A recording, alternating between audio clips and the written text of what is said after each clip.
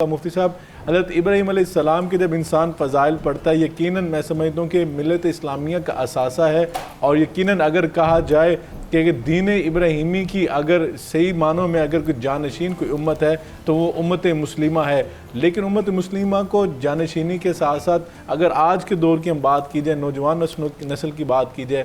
آج کے جس دور سے گزر رہے ہیں، ان کو کس قدر ضروری ہے حضرت ابراہیم علیہ السلام کی شخصیت کا تعارف کروانا، اور ان کی جو آمد کا مقصد تھا، ان کی بعثت کا مقصد تھا، ان کی نبوت کا جو مقصد تھا، وہ کس قدر ضروری ہے بتانا، اور قرآن کریم میں اور نبی کریم علیہ السلام کے فرامین مبارک کے اندر آپ کے جو فضائل بیان ہوئے ہیں، میں چاہتا ہوں کہ آپ ناظرین تک اپنے مختصر سے اور خوبصورت انداز میں بیان فرمائیے۔ نحمدہ و نصلی علی رسولہ الکریم، اما بعد، سب سے پہلے تو قبلہ شاہ صاحب میں آپ کا مشکور بھی ہوں، لیکن میں اس پہ بھی خراج تحسین پیش کرتا ہوں کہ آپ نے اتنا اہم موضوع آپ نے اجاگر کیا ہے۔ آپ یقین جانیے مجھے واقعی دلی مسرت ہو رہی ہے اور خوشی ہو رہی ہے۔ حضرت ابراہیم علیہ السلام کا ذکر تو پہلے تو کیا حق ادا کیا جا سکتا ہے، چھوٹا منہ اور بڑی بات۔ بے شک آپ خود یہ اپنے بیانیے میں فرمایا وَإِذِ ابْتَلَىٰ إِبْرَاهِيمَ رَبُّهُ بِكَلِمَاتٍ فَأَتَمَّهُنَّ قَالَ إِنِّي جَاعِلُكَ لِلنَّاسِ إِمَامًا، اور کہیں پہ کہا کہ وَإِبْرَاهِيمَ الَّذِي وَفَّىٰ، اور کہیں پہ فرمایا سلام علی ابراہیم۔ یہ تو خود اللہ رب العالمین فرما رہے ہیں قرآن میں، اور جیسا کہ آپ نے بھی فرمایا حضرت محمد الرسول اللہ صلی اللہ علیہ وسلم امام الانبیاء ہیں اور سب سے زیادہ فضیلت والے پیغمبر ہیں۔ ان کے بعد اگر انبیاء میں سے کا درجہ ہے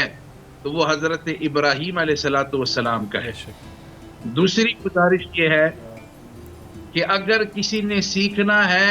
جیسے قرآن ہمیں کہتا ہے نا والذین آمنوا اشد حبا للہ، مومن کے لیے تو اگر کوئی پیار محبت اور کسی سے چاہت ہے اور محبت کا کوئی معیار اور پیمانہ ہے تو وہ اللہ رب العالمین کی ذات ہے۔ تو کوئی اگر اللہ سے عشق و محبت کا طریقہ سیکھنا چاہتا ہے، ڈھنگ سیکھنا چاہتا ہے، تو وہ ابراہیم علیہ السلام کی سیرت کو دیکھیں کہ اللہ محبت اور پیار کس طرح کیا جاتا ہے، اور پھر اللہ اپنی محبت کا صلہ بھی جو دیتے ہیں تو وہ بھی حضرت ابراہیم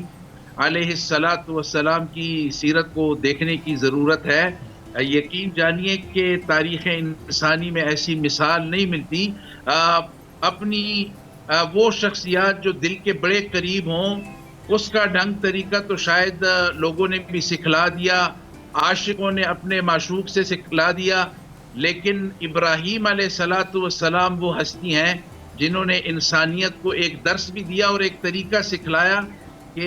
اللہ سے محبت کیسے کی جاتی ہے۔ آپ خود دیکھیں ابتدا حضرت ابراہیم علیہ السلام کی اپنی پیدائش، پھر آپ جوانی دیکھیں اور ان کی توحید کا عقیدہ دیکھیں، پرستی کے خلاف ان کا جہاد دیکھیں۔ اس میں بھی جو چیز اصل میں مضمر تھی وہ یہی تھی کہ انسانوں کو انسانیت کی غلامی سے اور یہ جھوٹی جو خدائیاں ہیں ان سے آزاد کر کے جو حقیقی مالک اور خالق اس کائنات کے ہیں اس کی غلامی میں اور ان سے محبت میں دے دیا جائے۔ ابراہیم علیہ السلام نے یہ کیا، اور جتنا وہ موحد ٹھہرے، جتنا عقیدہ اللہ کی ذات پہ تھا۔ میں ایک تفسیر میں پڑھ رہا تھا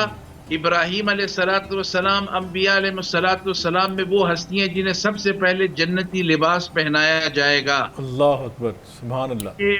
وجہ بھی یہ ہے کہ جب نمرود انہیں آگ میں ڈال رہا تھا تو انہوں نے حضرت ابراہیم علیہ السلام کو گویا نعوذ باللہ خدا نخواستہ برہنہ کیا، انہوں نے کپڑے اتار دیے،